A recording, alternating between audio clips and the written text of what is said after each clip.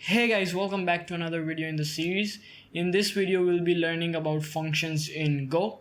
So let's start by making a really simple function. So to define a function, you'll say func, then you'll type in the name of the function, so we'll call it say hello, then your brackets and your curly brackets. So let's just print out hello, right? And let's call the function. Okay, so we get hello. So that's how you define a really basic function in Go.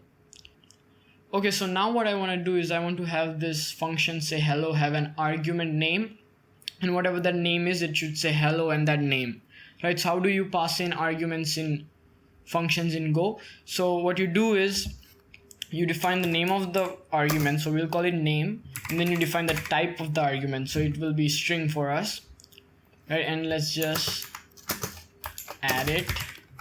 Okay, and let's add a name, so let's say John. Let's run it. So we get hello John. So that's how you pass in arguments in Go. You can, if you want to have another argument, you can just split it by a comma, and you can be something like example. It could be something like an int. So that's how you add multiple arguments in Go, but we'll just have one. Okay, now how do you return data from a function? So in this function, rather than printing hello plus name, it should return hello plus name. Okay, that's what I want to do. So what I'll do is I'll come here, right? And now you have to define what data type you're gonna return. So for us, it's gonna be string. So we'll type in string, and we'll just return this. So you'll use the return statement. Let's come back up here, and let's just say fmt.println say hello John. So we get hello John. Okay, now how do you return multiple things from a function? So here I also want to return a number. I want to return the length of the name, so for that we'll use the len function. Now this will give us an error because wrong number of return values, want 1, got 2. So what we'll need to do is we'll need to add comma and int, because our second value is integer, and we'll need to enclose this in brackets. So that's how you return multiple values in Go. So we get hello John, and John has 4 characters in it. So that's how you return multiple values from a function. Okay, so now let's learn about predefined outputs. So we'll come back here and we'll say greeting. So we are basically defining 2 variables, and we will say length. So basically we have defined 2 variables, greeting and length, right? And what we'll do is we'll come down here, hold on, and we'll give them a value. So hello plus name. We won't need to initialize greeting variable, as we have already done it here, right? And let's say length is equal to length of name. Now rather than returning all of the data, what we'll need to do is we'll just need to call return, and it will automatically return greeting and length variable as we have already defined it here. So that's how you can predefine your outputs that the function will give.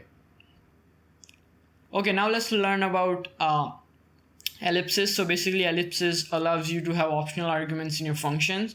So what I want to do is the say hello function should say hello and the name, and also I want some optional arguments of friends' names, and it should say hello to each of that friend.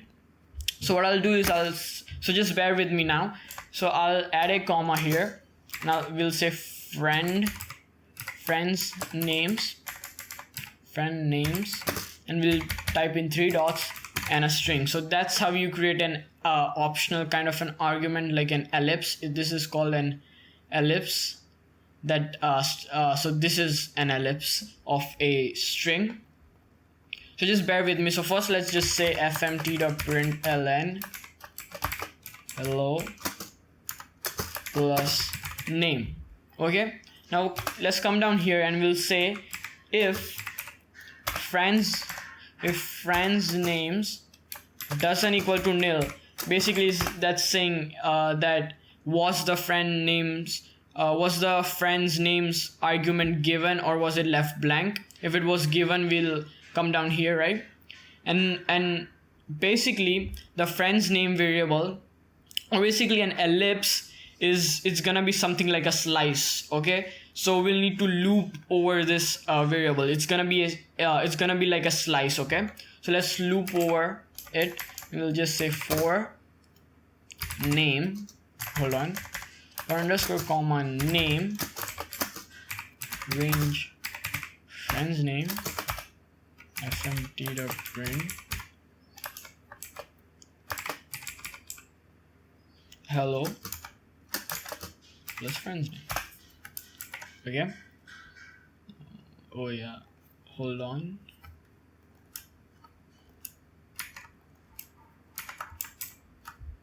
okay, this we won't need to enclose this in an fmt. Okay, let's save that. Okay, so we have made the function. Okay, now what we so what we'll do is, okay, so we have made the function. Now we can come back here, we can run this. If we run this, we'll just get hello John because we haven't passed in the friend's argument. So what we'll do is we'll add a comma here, and now we can add as many as strings as we want, and it will say hello to each. So we can say something like, so we can add Jack, we can add Robert. Let's save that, let's run it, and we get hello John, hello Jack, and hello Robert. So we can add as many strings as we want from here, as the friend's name is an ellipse of string. If this was something, for example, let's say int, we would need to add, we would be able to add as many numbers as we want. Okay, let me just get rid of this for now. Okay, so if we run this, we get hello John, then we get 3, 4, 5 and 6. So those are ellipses basically, which lets you allow to add optional arguments, as this is pretty much optional if we don't have it going through an error. So basically ellipses allows you to have optional arguments, and ellipses are basically kind of like a slice. So you'll need to loop over them, and you'll also need to check if an ellipse is nil or not to see if it was passed or not by the user. So that is functions in Go. That's everything about functions in Go. Meet you in the next video. Like the video if you liked it, and subscribe if you loved it. Thanks for watching.